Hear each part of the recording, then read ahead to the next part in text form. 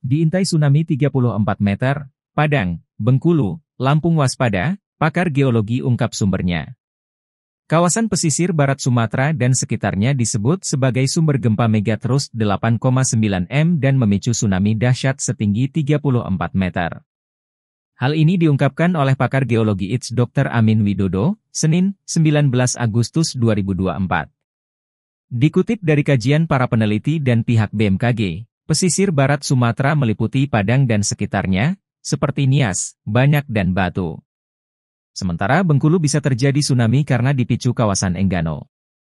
Lalu kawasan Lampung pesisir seperti Krui dan sekitar, dan kawasan laut Banda Aceh dan sekitarnya.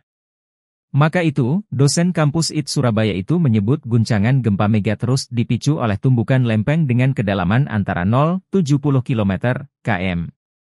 Menurutnya ada 7 wilayah di Indonesia yang diprediksi dapat merasakan getaran tumbukan lempeng.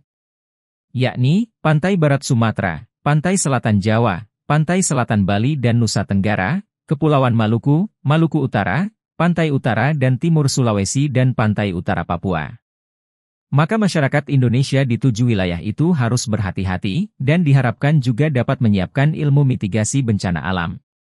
Salah satu langkah dalam mitigasi megatrust dapat dilakukan dengan cara mematuhi standar bangunan di Indonesia ketika mendirikan rumah dan meningkatkan kewaspadaan. Ia meminta warga tidak panik, sebab aktivitas gempa yang bersumber di zona megatrust tidak selalu berkekuatan besar. Waktunya juga belum menentu. Terjadinya gempa ini juga tidak dapat diprediksi kapan waktunya, sehingga masyarakat tidak perlu panik, terangnya. Diketahui, BMKG memperingatkan gempa megatrust, tinggal tunggu waktu, mengguncang Indonesia. Gempa berskala besar yang memicu tsunami itu berpotensi terjadi di 2 megatrust Indonesia. Yakni megatrust Selat Sunda dengan potensi kekuatan M8,7 dan megatrust Mentawai Siberut M8,9.